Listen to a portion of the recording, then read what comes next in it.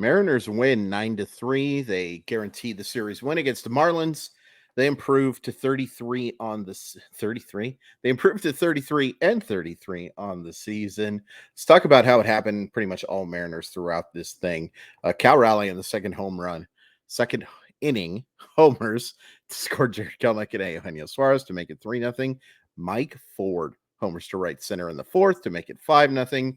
Jorge Soler singles in the sixth to make it 5-1. Jose Caballero triples with the bases loaded to score Suarez, Raleigh, and Ford 8-1.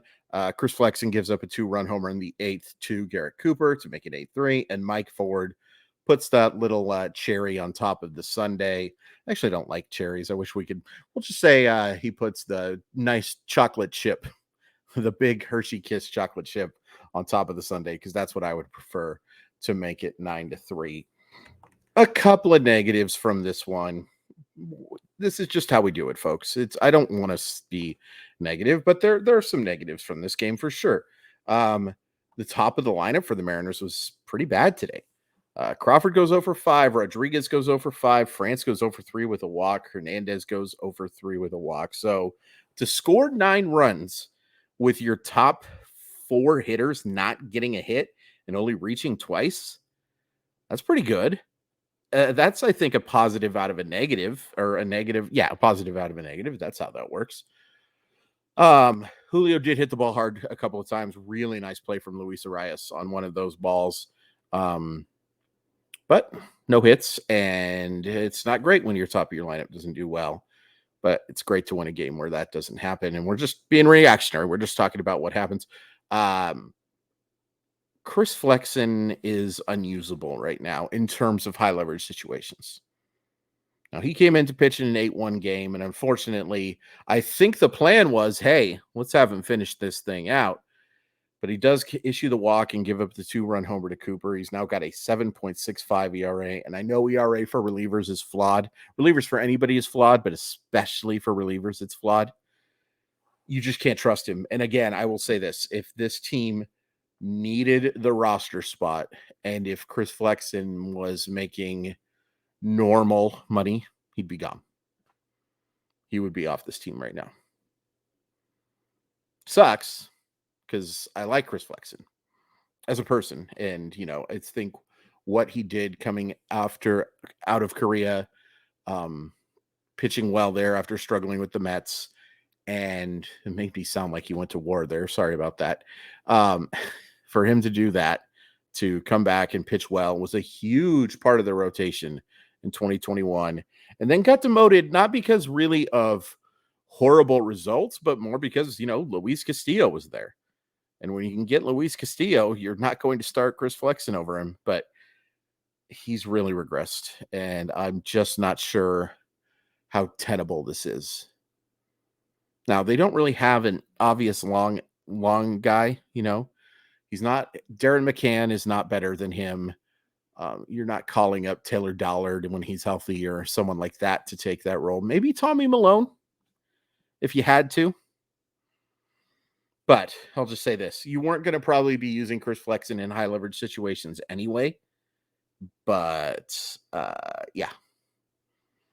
Yep, it's really been rough for him. And I'm just not sure how much longer you can tolerate this. If he was making normal money. Let's just be honest. Ownership isn't going to waive a guy making the kind of money Chris Flexen is. That's just not happening. Prove me wrong. The positives are a ton here. It's great. Kelenic, gets scores a couple runs, reaches twice, steals a base. He's been much better as of these last week or so after really going through some stuff. Eugenio Suarez reaches twice. Great to see Cal Raleigh drive a baseball and also reach via walk. I am such a big Cal Raleigh fan, but there's no doubt that he was going through some struggles this month. I think he was like 0 for 21 or something like that coming into that first at bat. Even one of his outs, he stung a baseball right to the first baseman. That happened a lot tonight, by the way. Mariners had 8 hits, but they made some hard contact tonight that just was either right at the Marlins or the Marlins made a couple of nice plays. Jose Caballero, outstanding game. 2 for 3, steals a couple of bases, draws a walk. that 3-run triple. I mean, there's no doubt in my mind that Caballero has to be the starting second baseman for this team right now because he's a good defensive player. He makes pitchers work. I have real doubts about him providing a ton of offensive fireworks. I mean, you've seen it. Like his average has dropped something like 100 points over the last couple of weeks. The on-base percentage is still strong, and that's what matters most, folks. We batting average has become somewhat underrated, in my personal opinion. It's not the on-base percentage, though, is so much more important. Batting average is a flawed stat.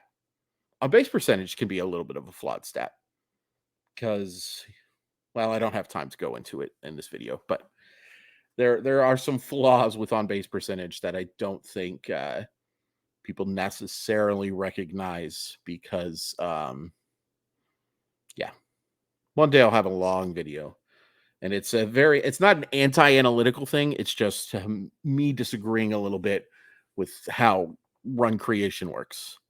And I'm an idiot, so I could be entirely wrong, but we'll go on that rant some other day. We won't make this a 20-minute video if we can avoid it. And Mike Ford. So Mike Ford is now hitting 273, 333, 818. Obviously, that's not even kind of sustainable.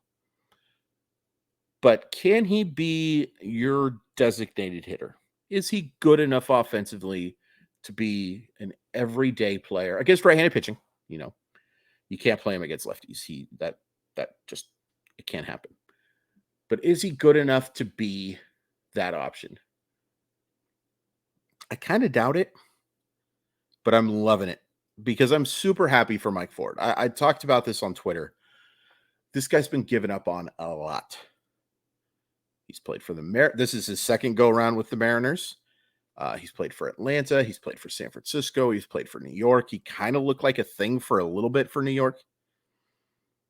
And it's flamed out. Like, this is a guy who came into today with like a 681 career OPS and not a small sample, something like 488 plate appearances. Now, that's not a huge sample, but it's a large enough sample to have an idea of how much Mike Ford has struggled, right? I think we can all agree on that. But the power is legit. I mean, there's never been a question about Mike Ford's power. And this is not a team that has a ton.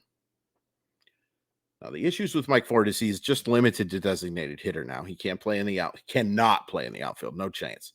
Maybe you could be your first baseman and give Ty France a couple days off, but he does limit the roster a little bit. And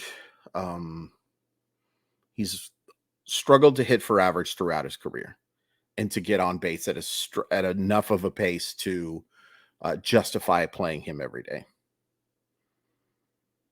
But I'm rooting for him. One, because I want the Mariners to do well, and two, because it's fun when stuff like Mike Ford happens. It's fun when you have these guys. Mike Ford and Jose Caballero were not being counted on to be part of the Seattle Mariner roster. There's no way. There's no way. But they're being counted on right now. And they've done a great job. It's the bottom of the order, which we have justifiably complained about all season long. And we're 66 games into the year. This is a lot of complaining. I mean, they drive in 9 runs today, and they pick up 6 hits, score 5 runs, give you 3 homers, give you 2 stolen bases. I mean, that's fun. That's fun to see. Oh, by the way, George Kirby. Whew. That was impressive. That was him with some of his very best command and very best stuff. And look, the Marlins, they're 37-31 still, even after this loss. They'd won something like 8 of 9 games coming into this series. I think they're a pretty solid baseball team. I also think that they were kind of due for some uh-oh. And I think that uh-oh is clearly happening right now. But the eye test tells me that the Seattle Mariners have played some of their very best baseball over these last 2 games. And what did I talk about in the last video? For those of you who did watch the last video, I talked about wanting to see the Seattle Mariners put together 2 games in a row like this. And they did it. and then some. They have dominated the series. Dominated. And they needed it. They have to start going on a run. It happened last year, and it's pretty much literally the reason why they make the postseason. I mean, this is a little bit of flawed logic, but sorry for itching my nose there. I promise I didn't pick. This is a little bit of flawed logic, but if you take away that 14-game winning streak last year, the Mariners are only a 4-game over 500 baseball team. Now, of course, if you take away a losing streak, yada, yada, yada. But the Mariners really were carried by that winning streak. That winning streak and then playing well before it as well. Like something like they won like 19 out of 20 games or something like that. It's going to take something like that, I think, again, for this team to be a playoff team. Not so much because, it's mostly because of how good the teams are that are in front of them. There's some really good baseball teams out there. Orioles won again today, and I believe they're 42-24, 42-24, 41-24, one of the two. They're good. They're good.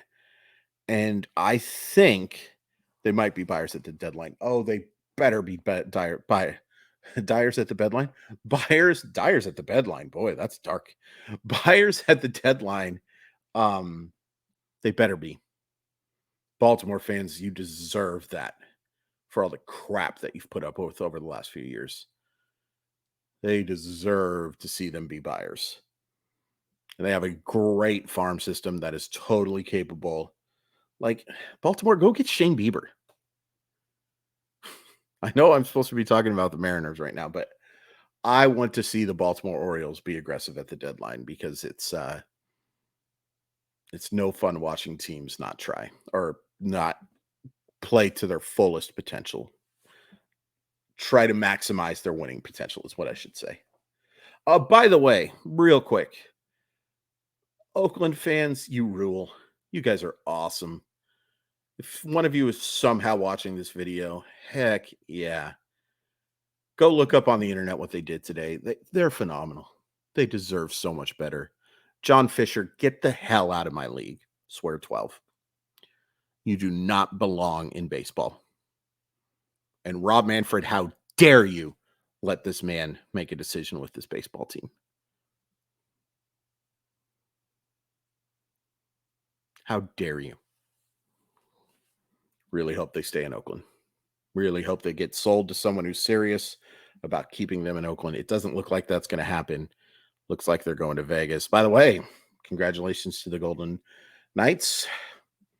Hopefully the Kraken can win a championship even sooner than that expansion team did, but that's cool. But yeah, go Oakland. No longer the worst record in baseball.